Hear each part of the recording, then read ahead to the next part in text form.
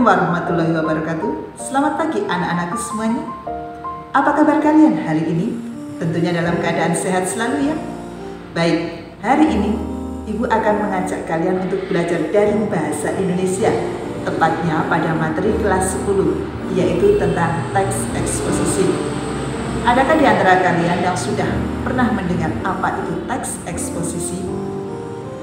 Eksposisi berasal dari kata expose, artinya memaparkan. Berarti di sini intinya teks eksposisi adalah memaparkan informasi.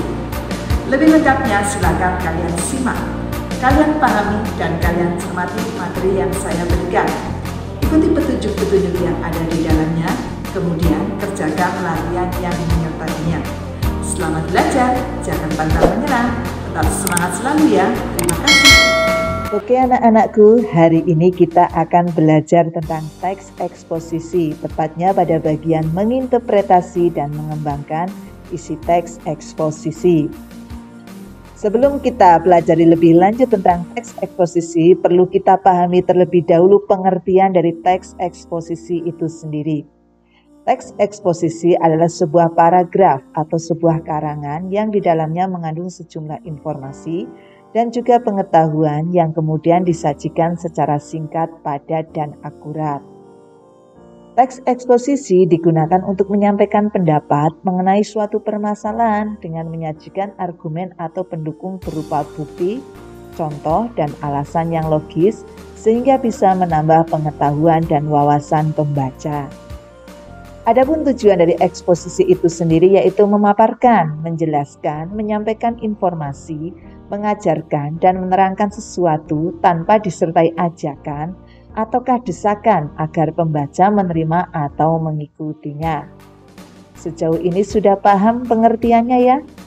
Oke, kita lanjutkan pada ciri-ciri dari teks eksposisi. Ciri-cirinya ada beberapa macam, antara lain menjelaskan informasi atau pengetahuan mengenai topik tertentu. Biasanya menjawab pertanyaan apa, siapa, kapan, di mana, mengapa, dan bagaimana. Berikutnya yaitu bentuk penulisan yang lugas, singkat, padat, dan jelas. Tulisan berisi fakta, menggunakan bahasa baku, bersifat netral dan objektif, artinya di sini tidak memihak atau memaksakan kehendak penulis kepada pembaca. Oke, kita lanjutkan sekarang pada struktur dari teks eksposisi itu sendiri. Setiap teks pasti mengandung yang namanya struktur atau bagian-bagian. Nah, dari teks eksposisi yaitu struktur yang pertama ada tesis.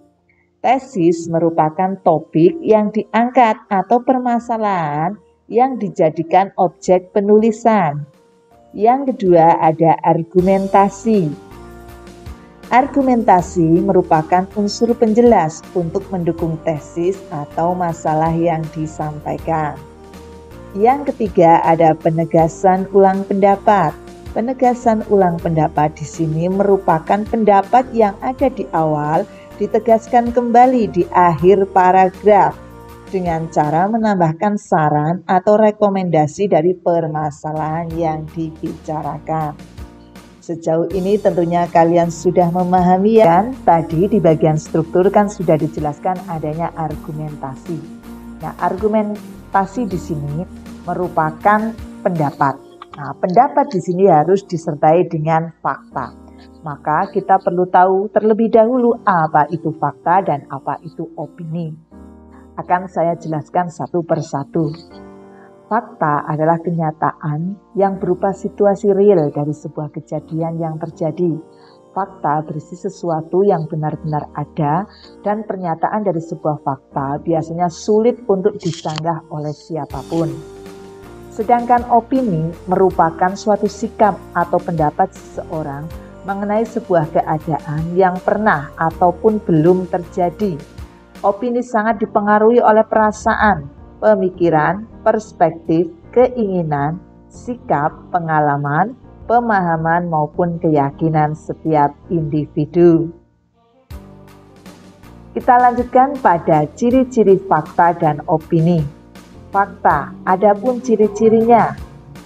dapat dibuktikan kebenarannya. Berisi data yang sifatnya kuantitatif berupa angka dan kualitatif berupa pernyataan. Mempunyai data yang akurat baik waktu, tanggal, tempat, dan peristiwanya. Dikumpulkan dari narasumber yang terpercaya. Bersifat objektif, yakni data yang sebenarnya, bukan dibuat-buat dan dilengkapi dengan gambar objek. Biasanya dapat menjawab pertanyaan 5W+1H. Menyatakan kejadian yang sedang atau telah dan pernah terjadi. Selanjutnya itu informasi berasal dari kejadian yang sebenarnya. Adapun ciri-ciri dari opini, yaitu antara lain tidak dapat dibuktikan kebenarannya, bersifat subjektif, dan biasanya disertai dengan pendapat, saran, dan uraian yang menjelaskan.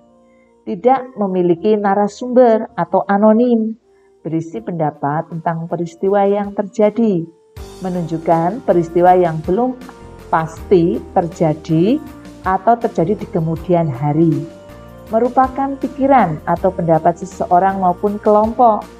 Informasi yang disampaikan belum ada pembuktiannya, biasanya ditandai dengan penggunaan kata-kata bisa jadi, sepertinya, mungkin, seharusnya, dan sebaiknya.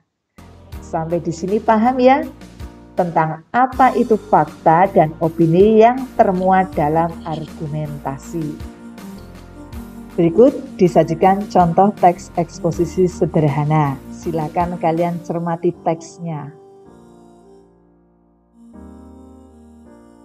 Baik, mari kita lakukan analisis terhadap isi dari teks eksposisi. Kebetulan teks eksposisi yang ada pada contoh terdiri dari 3 paragraf yang sudah lengkap strukturnya. Di mana untuk paragraf pertama di situ merupakan tesis. Nah, tesis itu terletak di kalimat paling awal yang berbunyi penanaman resapan biopori air hujan perlu diperbanyak saat musim hujan seperti sekarang. Nah, bagian yang kedua atau paragraf kedua merupakan argumentasi. Nah, di sini argumentasi merupakan pendapat penulis, tetapi pendapat di sini harus disertai dengan fakta untuk membuktikan kebenarannya. Sedangkan paragraf yang ketiga merupakan reorientasi atau penegasan ulang pendapat. Maksudnya di sini, pendapat yang ada di awal ditegaskan ulang di akhir paragraf. Baik, saya jelaskan lagi untuk bagian argumentasi itu. Nah, terdiri dari kalimat fakta. Kalimat fakta dalam paragraf yang kedua yaitu berbunyi alat ini juga memberi dampak baik bagi lingkungan hidup karena memanfaatkan sampah organik. Nah, penanda dari fakta di sini alat ini. Nah, alat ini memberi dampak baik, berarti kan sudah pernah terjadi, maka ini dinamakan kalimat fakta. Yang kedua ada kalimat opini. Penanaman resapan biopori air hujan perlu diperbanyak saat musim hujan seperti sekarang. Nah, penanda dari opini yaitu perlu. Nah, ini merupakan contoh dari kalimat opini. Oke, sejauh ini bisa dipahami ya anak-anakku semuanya? Baik, kalau sudah bisa dipahami, saatnya kita latihan. Silakan kalian baca, cermati, dan pahami teks eksposisi yang berjudul Pembangunan dan Bencana Lingkungan. Kalau sudah kalian pahami, silakan kalian berlatih. Berlatih untuk menentukan di sini struktur dan kalimat fakta maupun opini yang terdapat dari teks pembangunan dan bencana lingkungan menggunakan tabel yang sudah saya sediakan. Nah, di situ struktur teksnya kan ada 3 macam. Silakan kalian tentukan kalimatnya.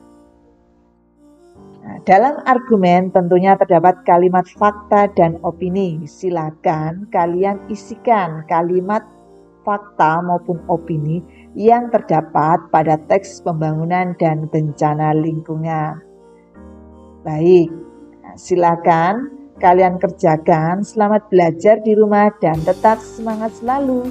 Demikian pembelajaran daring dari saya. Mudah-mudahan apa yang saya sampaikan menginspirasi kalian untuk tetap semangat dan selalu berkreativitas untuk belajar dari rumah. Saya akhiri. Wassalamualaikum warahmatullahi wabarakatuh.